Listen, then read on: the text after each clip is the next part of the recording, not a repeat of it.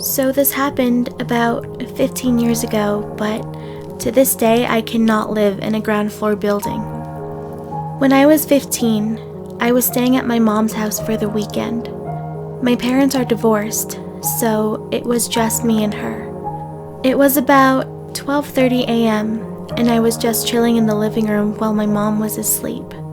The living room had 2 windows that faced the front yard, and I often left the curtains open as the house was set back from the road. My mom's house was not in the best part of town, but I had always felt relatively safe there.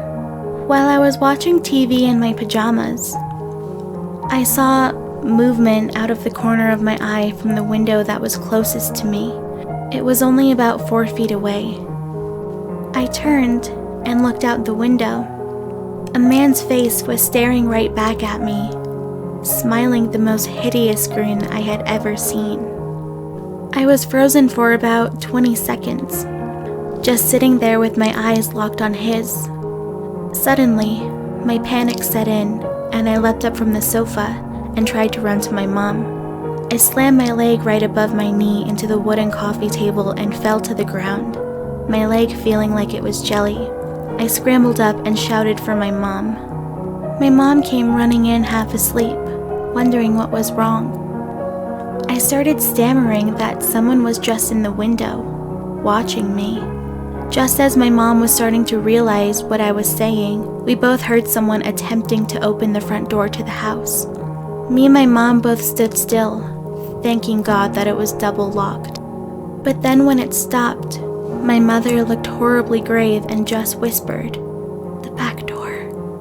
She turned and bolted through the house, scrambling to turn the deadbolt on the back door in the kitchen, and she backed away. She then ran into her room and pulled out a baseball bat from beneath her bed that I knew she kept because she was a woman living alone.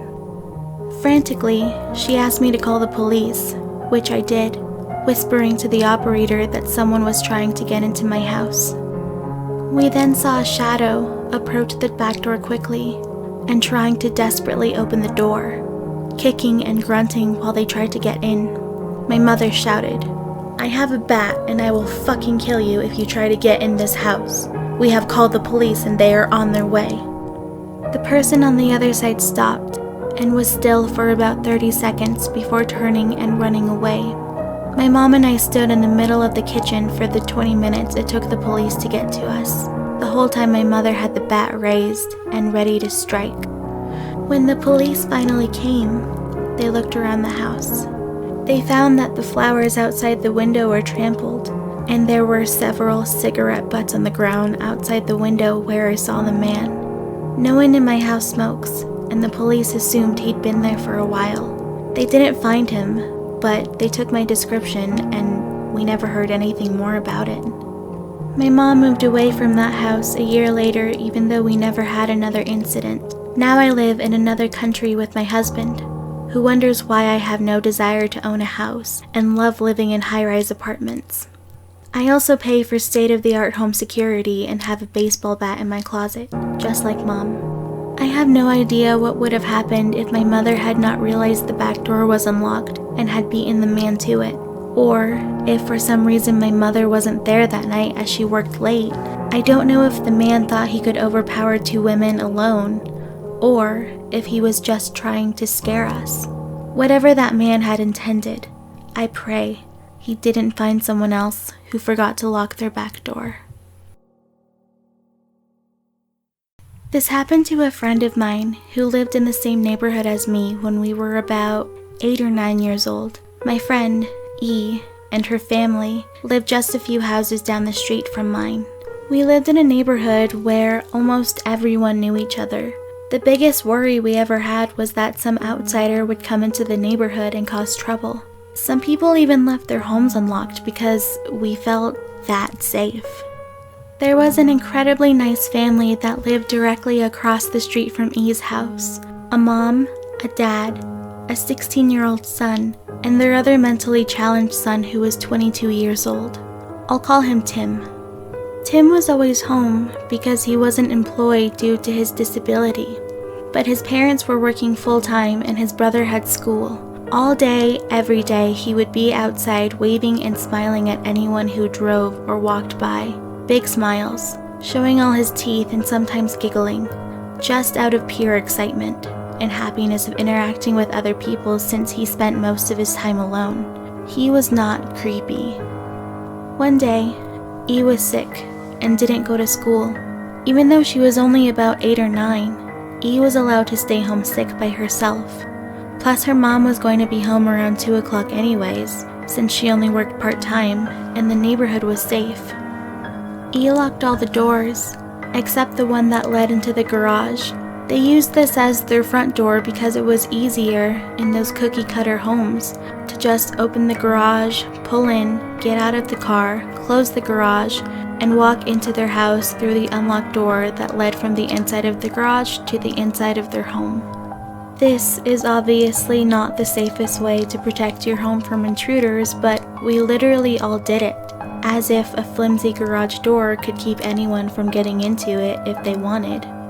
The worst part is that they had an outside cat, and kept the garage door cracked just enough for him to get inside for his food or shelter if he needed to. So E's asleep, feeling sick with a fever. All the doors and windows are locked, except the door leading to the cracked garage door. Tim was bound to know she was home alone, since he was outside of his house all the time. E wakes up to a pounding on the front door. Startled, she walks downstairs and looks through the peephole. It's Tim. She cracks the door and he says something along the lines of how he notices everything and would guard her home since she's home alone. She said thanks, but there was no need to, and to have a good day. It was beautiful weather.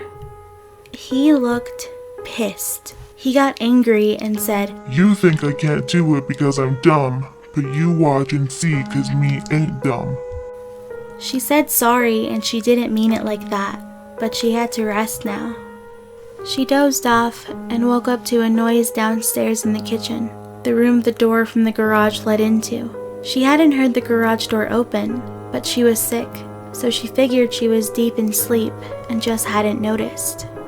Completely disoriented from the time she looked over at the alarm clock, it was 10:20, way too early for her mom to be home.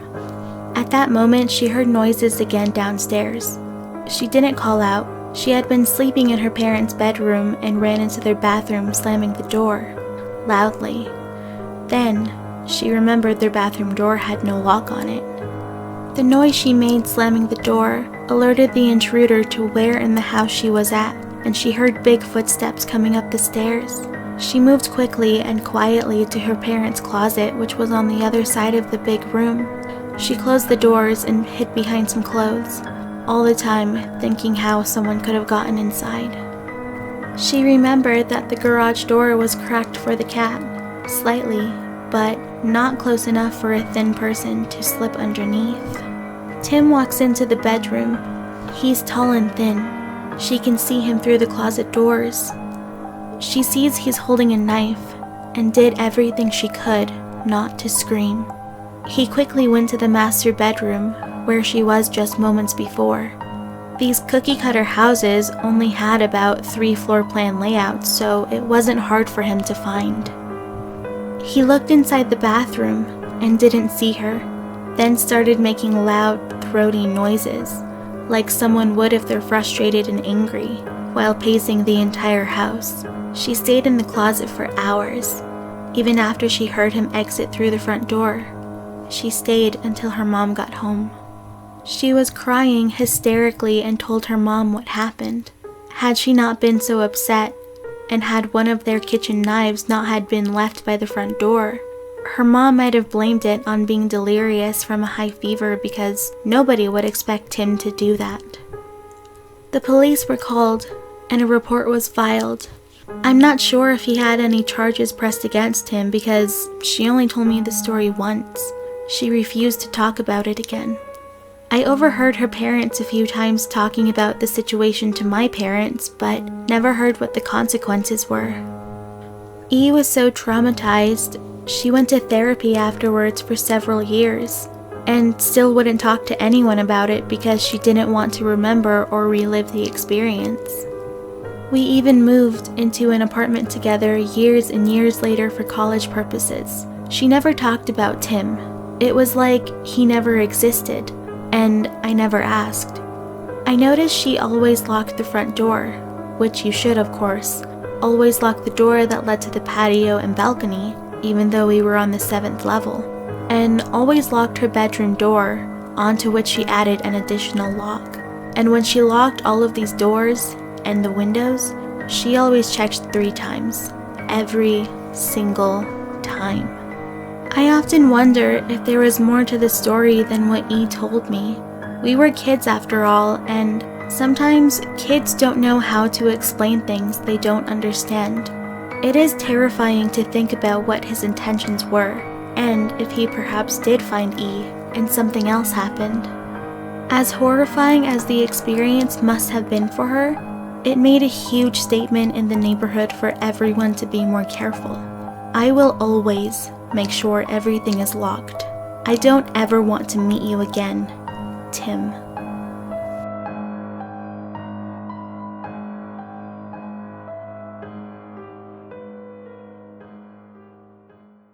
I grew up in a small town, and I could walk and play a couple of blocks from home, but only with the company of one of my older brothers, and later our family dog, super protective Rottweiler mix, when I was older. I was never allowed to leave the house by myself because my parents didn't want anything happening to me. There was a well-known neighborhood creep, old man, probably 60 or so in age, that lived alone in a house on the street adjacent to ours. In the house next to his lived a couple. They were good neighbors and great friends of my parents. Let's call them the Smiths. They were about the same age as my parents and loved children, but they couldn't have any of their own. My parents had 7 biological kids and 4 non-biological kids. I was the youngest. There are a few incidents where I remember running into the neighborhood creep. One being when I was at the corner gas station with one of my brothers, and he came up behind me, smelled my hair, and told my brother that I was cute. Another time was when I was riding with my dad in his truck. The guy flagged down my dad and asked him if I was his, meaning my dad's wife. I was 10 at the time. He was a major creep, but there is one incident that will always stick with me. Me and my siblings would occasionally go over to the Smiths' house because they were really nice, and they loved us, and they would let us swim in their pool, seeing as we didn't have one. They would also pay us for doing small odd jobs. They sometimes would watch me for my parents, seeing as how most of my siblings were teenagers with a lot of extracurricular activities. One day my brother and I went over to the Smiths' house. My brother was in charge of watching me that day, and Mr. Smith offered my brother some money to help him move some stuff out to the front of the house for the yard sale, and to help them sell things. While the yard sale was going on, I was sitting on the front porch playing with my Barbie doll. A few people had come and went. My brother and Mr. Smith went inside to go through more stuff to sell, and Mrs. Smith was busy trying to help someone who was buying things. Then, along came neighborhood creep. He looked around a bit, trying to seem interested in buying stuff, and then he came up to me, bent down, touched my hair, and said, "How much for you?" I was incredibly shy as a child. I would cry if strangers even waved at me. This man literally made me piss myself, and I immediately started crying and screamed repeatedly for my brother. Mr. Smith and my brother came running outside, and all I remember was my brother picking me up and carrying me home, while Mr. Smith tried to figure out what happened. So, yeah, neighborhood creep, let's never meet again.